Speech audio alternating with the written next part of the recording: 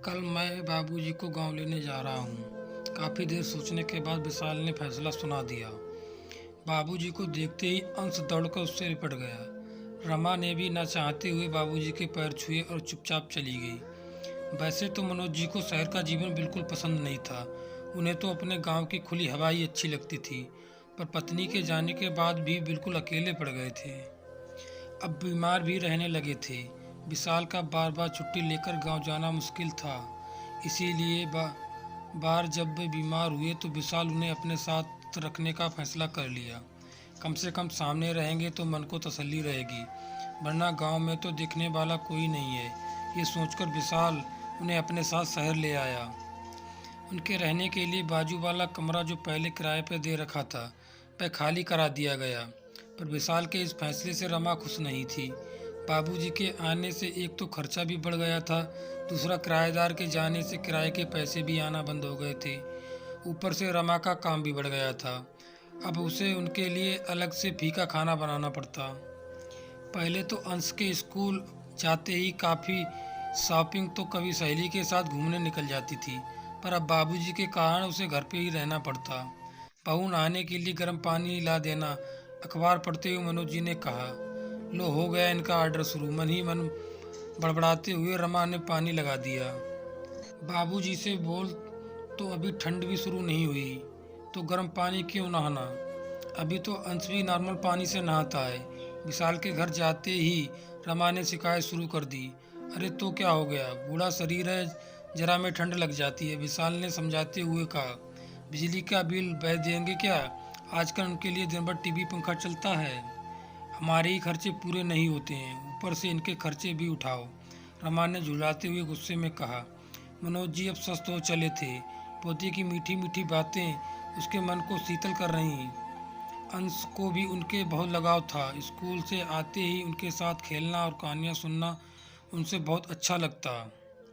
क्या बताऊँ यार, जब से यहाँ आए हैं मेरा तो जीना ही हराम हो गया है। दिन भर इनकी सेवा में चला जाता है, 1 मिनट की भी फुर्सत नहीं मिलती। रमा फ़ोन पर अपनी सहेली से बोल रही थी।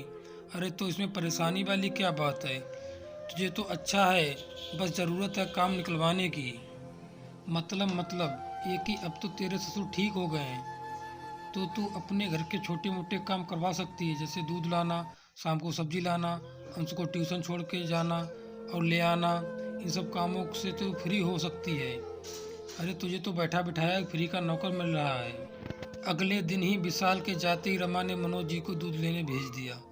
अंश को भी ट्यूशन लाने और ले जाने का काम सब मनोज जी को ही दे दिया। मनोज जी को भी अच्छा लगता, वैसे भी घर में बैठे बैठे बोर होते थे। अब घर के बाहर निकलने लगे तो उन्हें भी अच्छा लगने लगा। पर रमा ने तो बाहर का पूरा काम धीरे धीरे उन पर ही छोड़ दिया।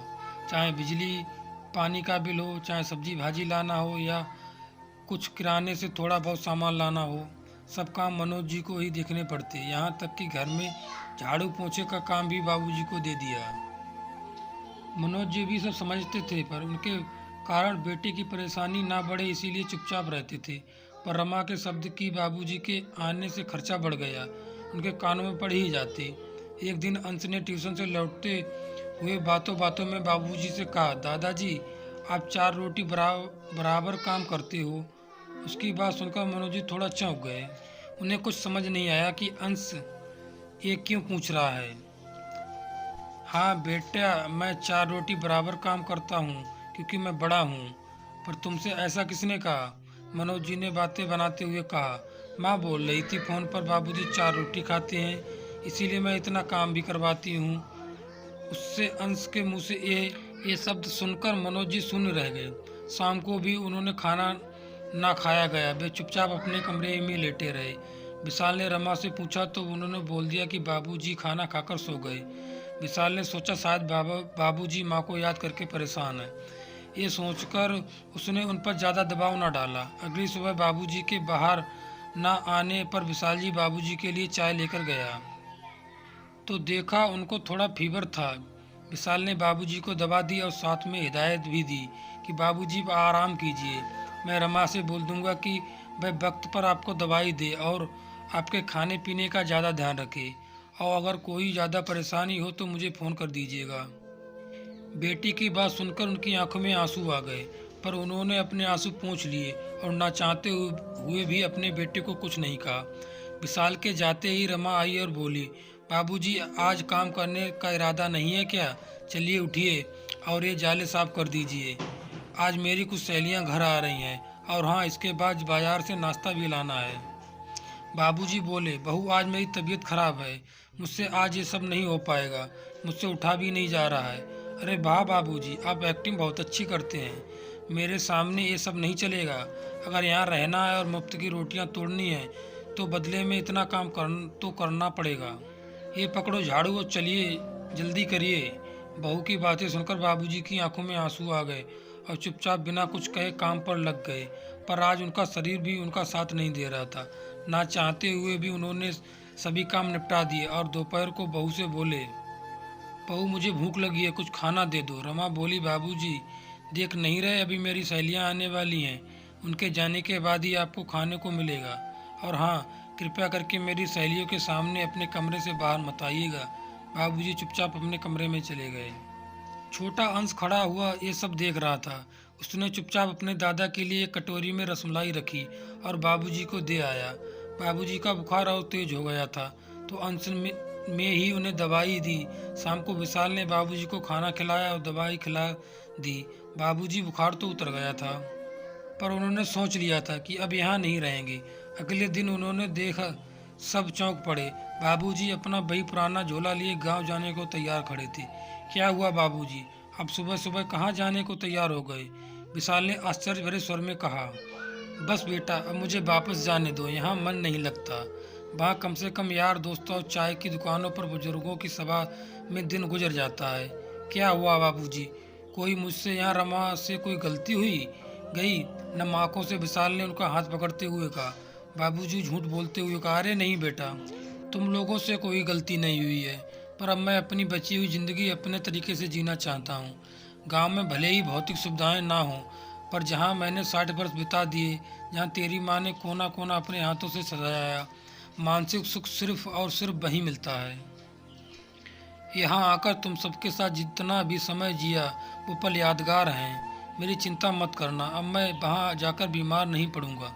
झूठी हंसी हंसते हुए मनोज जी ने कहा।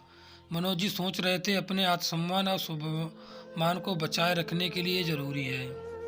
बाबूजी जाने लगे तो अन्ना अंश उनके सामने आकर खड़ा हो गया और रोने लगा। दादाजी मैं आपको नहीं जाने दूंगा। रमा ने अंश को अपनी ओर खींचने की कोशिश की तो अंश ने धक्का दे दिया और विशाल से बोला, पापा दादाजी मन लगने की वजह से नहीं जा रहे हैं, बल्कि मम्मी दादाजी से आपके जाने के बाद नौकरी की तरह काम करवाती हैं। कल दादाजी ने खाना मांगा तो उन्हें खाना भी नहीं दिया। कल बुखार में भी दादाजी ने काम किया था। सब ये सुनकर विशाल को अपने कामों पर विश्वास नहीं हुआ। बाबूजी की आंखों में आंसू सब बयां कर रही थी। रमा ने अपनी सफाई में कुछ कहना चाहा तो विशाल ने एक जोरदार तमाचा उसके गाल पर रख दिया और बोला, तुम्हारी हिम्मत कैसे हुई मेरे बाबूजी के साथ ऐसा करने की? शर्म आती है मुझे तुम्हें अपनी पैतनी कहते हुए। विशाल ने गुस्से में अपने कमरे में गया और रमा का सामान बांध कर ले आया और बैग उसके हाथ में थमाता हुआ बोला, इस घर में बाबूजी नहीं बल्कि तुम जा रही हो और दोबारा इस घर में आना मत। हाँ, मैंने तुम्हारे घर वालों को भी सब बता दिया है, इसीलिए तुम्हें वहाँ जाकर बहाने बनाने की ज़रूरत नहीं है।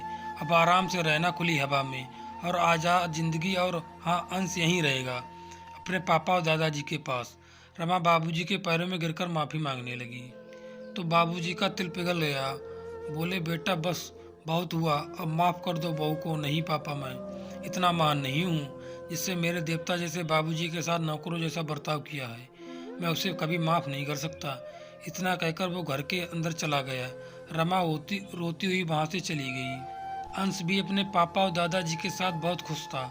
विशाल ने बाबूजी की देखभाल के लिए एक कामवाली रख ली जो उनका ख्याल रख सके, लेकिन मनोज जी बहू के जाने से खुश नहीं थे। उन्हें अपने बेटे के अकेलेपन की चिंता थी। एक दिन वह बहुत बीमार थे, शायद अब उनके जाने का वक्त आ गया था। तो उन्होंने बहू को बुलाया और बेटे से कहा, बेटा अब बस बहुत हो गया, बहू को माफ़ कर दे।